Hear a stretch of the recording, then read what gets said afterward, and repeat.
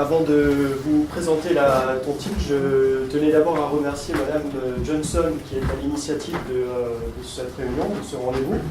Merci à vous d'être présent aujourd'hui. Ça va un petit peu dans le sens de ces nouveaux cabinets d'expertise comptable qui veulent apporter un service complémentaire à leurs clients. Et c'est vrai que nous avons des professions qui sont assez complémentaires avec autant des avocats, des notaires, des experts comptables, des métiers d'un chiffre, qui finalement sont liés parce que un acte notariel, lorsqu'on fait un démembrement, on a besoin d'un notaire, on a besoin des fois d'avoir une rédaction aussi par un avocat pour certains actes, d'être recommandé, et puis l'expert comptable bien entendu pour gérer aussi les comptes. Je vais tenter de vous expliquer que en faisant des dons, on peut gagner de l'argent. Ça paraît paradoxal. Alors, par le biais d'une donation, vous connaissez la donation classique avec un démembrement de propriété où on peut donner la nue propriété en se réservant l'usufruit, et cette opération est taxée fiscalement si l'on dépasse plus de 100 000 € par enfant. On a des droits d'enregistrement qui sont dus à des tranches progressives de 5, 10, 15, 20%, mais on tombe très vite dans la tranche à 20% en oubliant les précédentes. Donc ça, c'est le schéma classique que l'on connaît. Lorsque l'on est usufruitier, au titre de l'ISF, il faut déclarer la valeur du bien comme si on en était plein propriétaire. Donc la donation n'a pas eu d'effet particulier, si ce n'est d'anticiper la transmission vers ses enfants. Mais on peut peut-être réfléchir de manière différente. Et plutôt que donner la nue propriété et se réserver l'usufruit, passer sur un schéma inverse, en donnant un usufruit et en se réservant la nue propriété. Pourquoi ?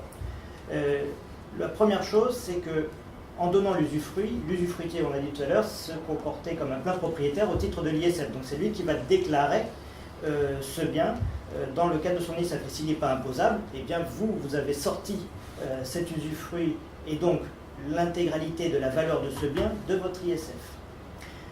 Ce schéma peut s'appliquer lorsque l'on a des enfants et qu'on veut les aider momentanément.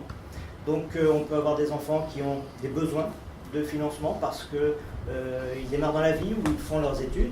Et ça peut être le moyen, par exemple, si on prend un appartement qui rapporte des loyers, de dire je vais faire une donation à mes enfants d'un usufruit. Alors cet usufruit, on le fait de manière temporaire, de manière à lui permettre d'avoir des revenus pendant un certain temps et de récupérer la pleine propriété de ce bien à un terme que l'on a défini. Par tranche de 10 ans, cet usufruit temporaire est évalué à 23%. Ça permet donc à une donation qui est faite à moindre coût de pouvoir à la fois aider un enfant qui va toucher les loyers en vos lieu et place et en supporter l'éventuelle fiscalité, mais vous, par rapport à votre impôt sur le revenu, ça vous permet aussi de vous alléger. Et on sait qu'aujourd'hui, quand on touche des loyers, quand on a retiré les charges de copropriété, quand on a payé son impôt sur le revenu, quand on a payé son ISF lié à ce bien, souvent on se plaint du résultat net comptable de l'investissement.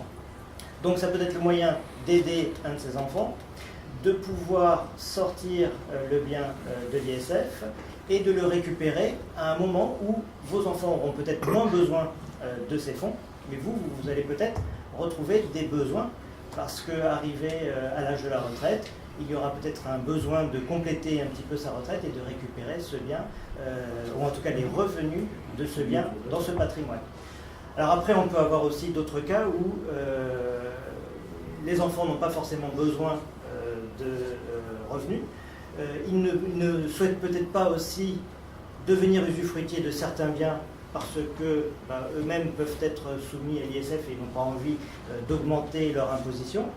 Et dans ces conditions, il peut être aussi envisagé de faire une donation d'usufruit temporaire à des associations ou des fondations reconnues d'utilité publique qui vont bénéficier des revenus pendant une période temporaire également, ce qui vous permet de votre côté de ne plus avoir ce bien au titre de l'ISF, de ne plus recevoir les revenus et de les récupérer à un terme, tout en faisant une bonne action. Et l'acte de donation aura une importance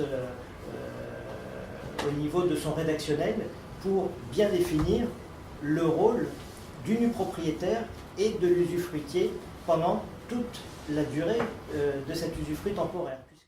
Je crois que c'est un point très important, c'est de s'assurer que les gens puissent se rencontrer et échanger. C'est très important. Après, sur le contenu, c'est vrai que c'est intéressant, c'est un bon résumé de tout ce qu'on peut faire. Non, mais ce qui est intéressant, c'est de glaner des informations par-ci par-là, en fait. Des petits bouts d'informations. Je n'avais pas très bien réalisé le lien avec une assurance vie, mais maintenant je l'ai compris aujourd'hui. Je pense que c'est quelque chose que les gens ne connaissent pas, c'est vieux. Et sincèrement, une tontine, c'est ce que je conseillerais à un directeur de PME qui a 30 ans, qui investit sur 15 ans parce qu'il n'a pas le temps de mourir. Je ne regretterais pas du tout d'avoir eu une tontine quand j'étais jeune. Donc je pense que c'est une carte à jouer. Si j'avais 30 ans encore, je renouvellerais. Nous étions très contents de nous retrouver. Voilà, exactement, ça a été une bonne occasion. Ça vous montre que c'est quand même très convivial. Voilà.